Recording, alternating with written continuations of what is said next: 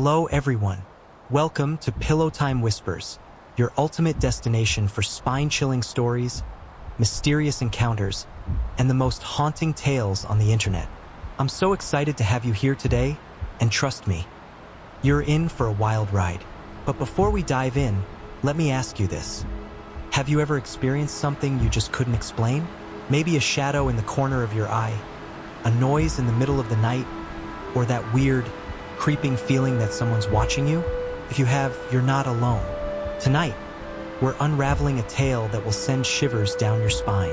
Set in the heart of a quiet, desolate town, this story will take us deep into the unknown, a place where reality twists into something far darker. It's a world where the ordinary becomes extraordinary, and every sound, shadow, and silence holds a secret. So, get comfortable. Grab your favorite blanket, maybe a cup of hot cocoa, and dim the lights. But don't get too cozy because things are about to get unsettling. Let's embark on this journey together. And hey, as we go along, don't forget to share your thoughts in the comments below. Do you believe in the supernatural? Or is everything just a trick of the mind? I'd love to hear what you think. Alright, enough waiting. Let's step into the story if you dare. That night, that evening, the sky was moonless, just a deep velvet black, dotted with tiny, sparkling stars. A cool breeze whispered through the bare branches, making soft, mysterious rustling sounds. A small town lay quietly in the heart of the valley, with nothing notable except an old house, standing alone at the edge of the forest. Locals said that the house held a secret. The story begins when Ethan, a young man full of curiosity, decided to explore the house. Ethan wasn't someone who believed in ghosts or mysterious tales. He thought it was all just stories meant to scare the faint-hearted. But with his daring and slightly reckless youth, Ethan wanted to prove that these tales were nothing but a joke. How could a house be dangerous? Ethan laughed when his friends warned him. I'll go in, and when I come back, I'll tell you everything inside, not leaving out a single detail. Do you think Ethan is too confident?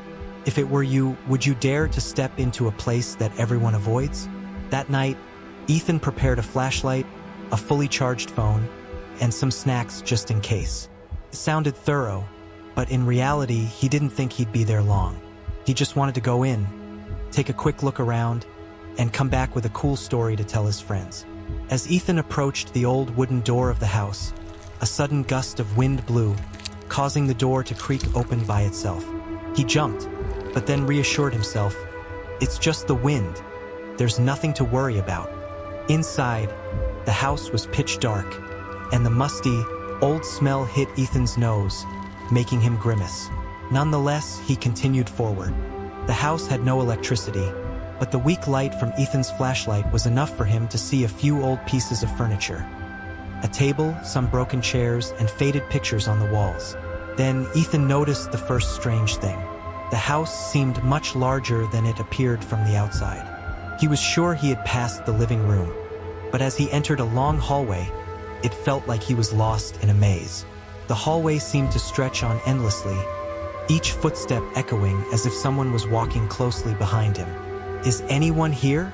Ethan called out, his voice echoing in the silence. But instead of an answer, he heard something else, the faint, childish giggle of a little girl. Ethan froze, his heart racing. He shone the flashlight toward the sound, but saw nothing but the empty wall. It must have been my imagination, Ethan reassured himself, but unease gnawed at him. He tried to find an exit, but strangely, every time he turned back, the door he had just passed was gone. Instead, a new wall appeared, as if the house itself was shifting, trapping him inside. Could it be a trick of the mind? Or was there something truly wrong? Ethan wasn't sure, but he started to feel like he wasn't alone in this house. Stop for a moment. What do you think? Should Ethan keep going or find a way out? If it were you, what would you do?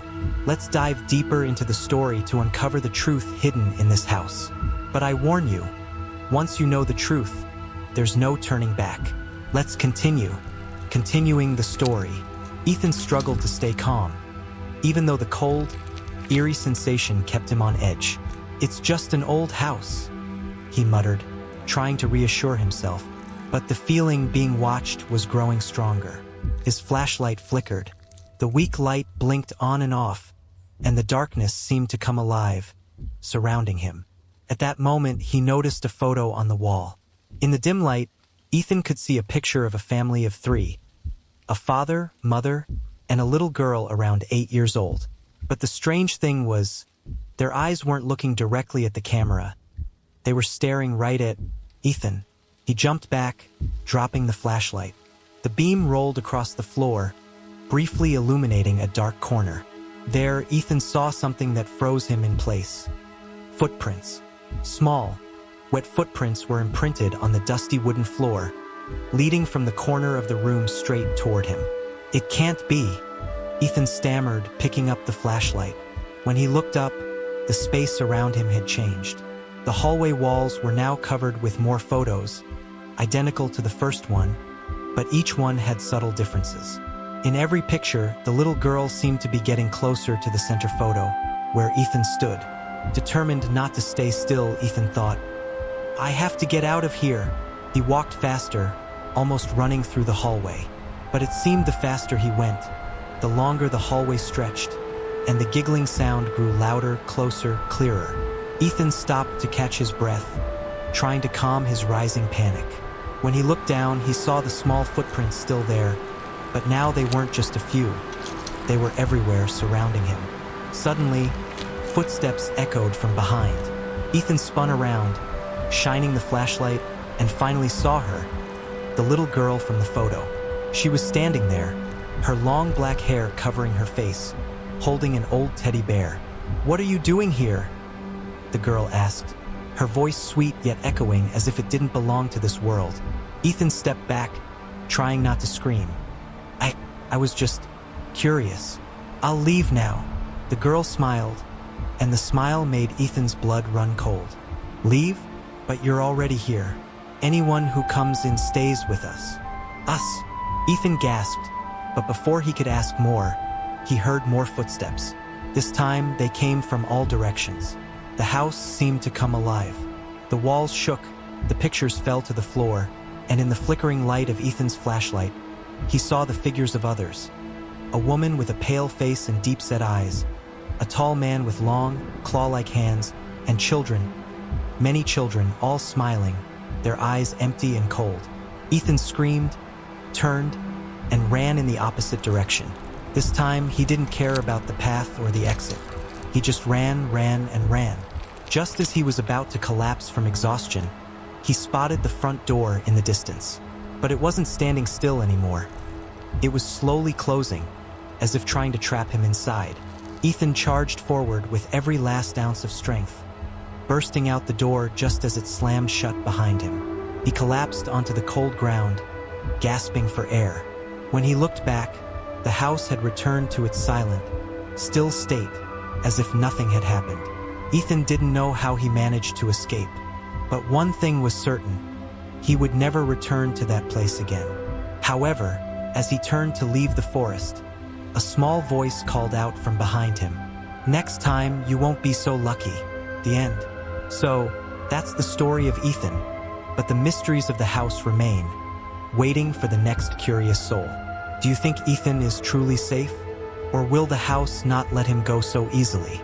If you enjoyed this story, make sure to like and leave a comment sharing your thoughts. What would you do if you found yourself lost in such a strange place? And remember, don't forget to subscribe so you won't miss the next exciting story. See you in the next video.